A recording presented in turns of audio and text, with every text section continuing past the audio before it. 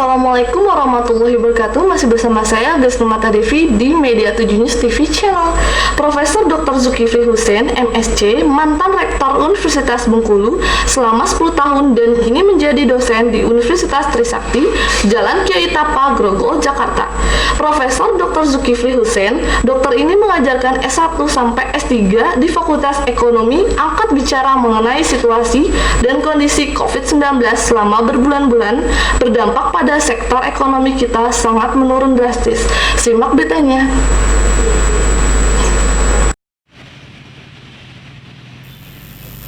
Pada saat ini yang perlu dilakukan oleh pemerintah adalah mengendalikan penyebaran COVID-19, sebab menahan laju penyebaran COVID-19 akan berpengaruh terhadap perekonomian kita. Kalau hitung-hitungan ekonomi, kalau kita bandingkan nanti, jikalau penyebaran tidak tertangani dan sampai lockdown itu jauh lebih besar kosnya daripada langkah-langkah yang diperlukan sekarang, kata Profesor Dr. Zulkifli Husein, MSc. Bagaimana tentang COVID ini, Bang? Ya, COVID ini sebetulnya merupakan epidemi yang menekan ya semua kita menjadi musibah. Cuma kita bagaimanapun harus bisa mengatasi epidemi ini dengan sebaik mungkin, ataupun dengan cara berat, baik secara kesehatan maupun secara ekonomi. Ini adalah beban bagi kita semua masyarakat Indonesia dan juga pemerintah Indonesia. Maka untuk ini perlu kesabaran, ketekunan untuk mengatasi COVID ini. Pertama, masalahnya adalah yang menyangkut dengan kesehatan, yang perlu penanggulangan khusus untuk kesehatan. Yang kedua, menyangkut dengan dampak ekonomi daripada COVID ini. Dan kita ketahui sebagai akibat daripada dampak COVID ini, maka masyarakat itu tidak bisa bergerak dengan bebas dan leluasa, ya, karena ada PSBB, ada pembatasan untuk keluar masuk sesuatu daerah, sehingga ini dampaknya akan berakibat kepada berkurangnya penghasilan atau pendapatan masyarakat pekerja. Di samping itu juga itu mengakibatkan bahwa permintaan barang-barang konsumsi misalnya akan turun karena pendapatan masyarakat turun, dan ini akan menekan permintaan masyarakat tidak seperti biasanya. Sehingga dengan demikian para pengusaha atau pedagang juga akan mengalami penurunan pendapatan, dan ini mengakibatkan mereka omsetnya turun dan dampaknya mereka akan banyak mengurangi tenaga kerja bekerja di mereka.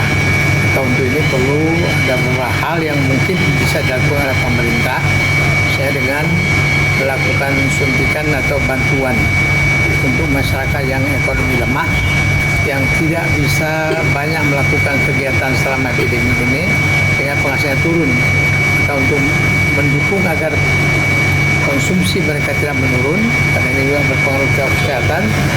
Pemerintah perlu melakukan bantuan baik dalam bentuk sembako ataupun bantuan tunai. Cuma kalau saya sarankan mungkin bantuan tunai lebih baik, karena itu lebih susah untuk dilakukan pembocoran, karena bisa saya ke rekening masing-masing anggota masyarakat dibandingkan dengan kalau kita mengirimkan sembako yang bisa hilang di tengah jalan. Ini beberapa hal yang mungkin bisa dilakukan oleh pemerintah.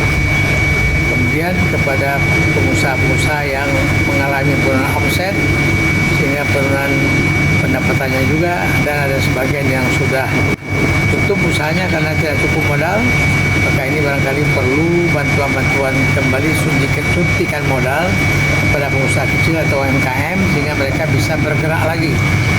Dan kalau perlu pada satu saat mereka juga disubsidi modal, karena meskipun diberikan modal tapi kalau penghasilan atau penjualan kurang tentu selalu tidak akan mencukupi untuk menutup biaya. Maka ini barangkali perlu penelahan yang baik sehingga ada UMKM yang bisa dibantu permodalan baik dalam pinjaman maupun mungkin sebagian disubsidi. Apakah Bu Risma ini kan sebagai Menteri Sosial, Bang? Ya. Terus pendapat Abang tentang Menteri Sosial dan menteri-menteri yang terbaru yang Menteri Pak Jokowi lantik kemarin, bagaimana, Bang? Ya, kalau Menteri Sosial ini saya pikir itu adalah merupakan key position ya dalam COVID ini. Karena apa? Semua masyarakat memerlukan bantuan, dan bantuan ini dikelola oleh Kementerian Sosial. mudah-mudahan Menteri Sosial baru bekerja lebih efektif ya, dan jujur sehingga semua bantuan-bantuan itu bisa sampai kepada sasaran yang dikehendaki, yaitu masyarakat rendah, masyarakat ekonomi lemah, dan menghindari kebocoran-kebocoran.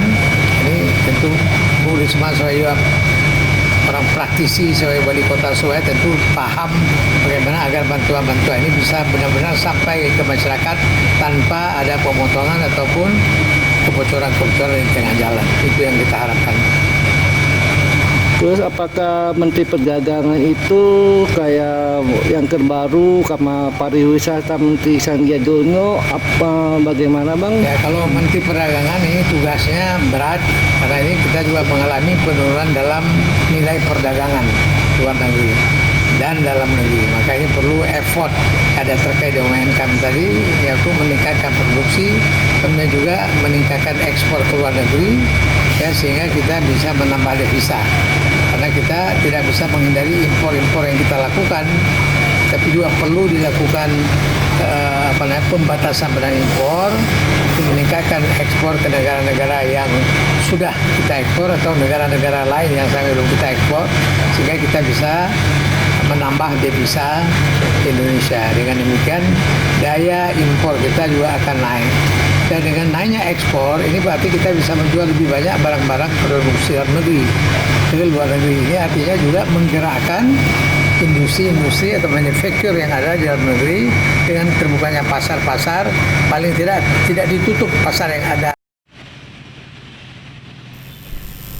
Selain itu, lanjut Zulkifli, langkah untuk meningkatkan daya beli masyarakat juga perlu segera direspon dengan cepat. Apakah pembagian sembako misalnya, bantuan langsung tunai itu emergency response yang bisa dilakukan, namun sektor ini tetap tak bisa menahan krisis yang disebabkan COVID-19. Sedangkan UMKM menjadi penyangga ekonomi nasional, menyerap tenaga kerja dan mengerahkan perekonomian.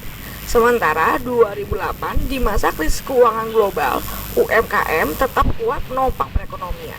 Namun sektor ini tetap tak bisa menahan krisis yang disebabkan oleh COVID-19.